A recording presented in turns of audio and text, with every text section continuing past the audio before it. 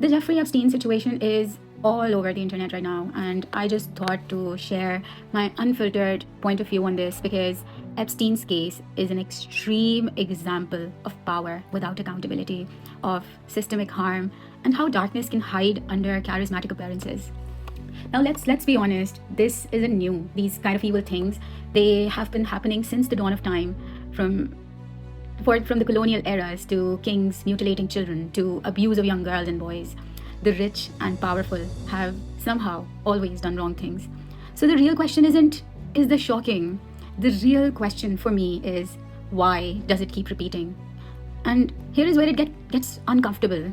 I feel like the release of these files may be designed in a way that keeps us stuck in anger. We feel outrage, we talk about it, we post about it, and then what? Nothing changes. And meanwhile, the rich and powerful, they just continue living untouched. So if we think about this, 3 million files have been released and 3 million are reportedly still sealed.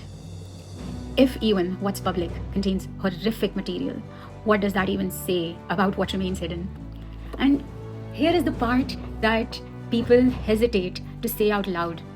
Despite all of this being public, there has been no clear, transparent, open investigation into many of the powerful names associated.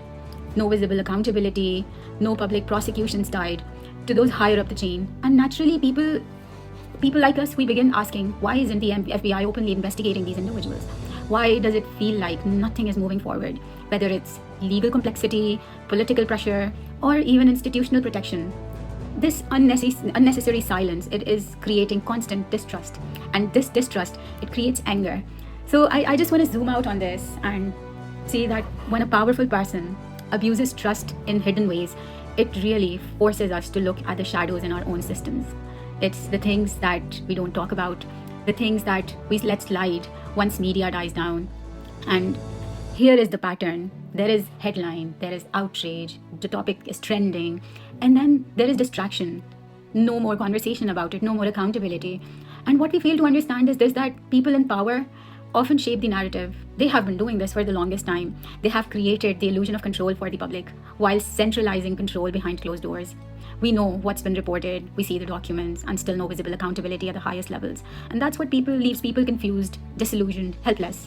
And from a conscious perspective, sometimes the most important spiritual work is not transcendence. It is clarity. It is seeing what we have been ignoring, seeing the flaws in the systems that allow harm to continue. Because I sometimes wonder that why is it that we always become fully aware of harm once the damage has already exceeded imagination? Why does awareness arrive after destruction? And with this whole scandal, I have realized something deeper, that external success means nothing without inner integrity. We can chase a status, we can chase approval, we can chase influence, but if our inner self is broken, we become blind to harm. Because we like to believe that harm looks obvious, that it arrives with warning signs, that we would recognize it instantly. But it often hides. It hides behind status, behind charm, behind silence, and behind systems that benefit from not looking too closely.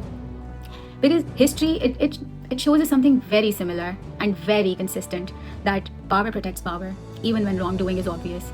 And that leaves rest of the population confused, disillusioned, angry. So maybe anger isn't all wrong, maybe helplessness isn't all weakness, because when powerful individuals appear untouched, those emotions, they make total sense. But here is the shift that we can have within ourselves to change this. Because in my opinion, rage alone won't defeat evil. Courage will, hope will, and conscious awareness will.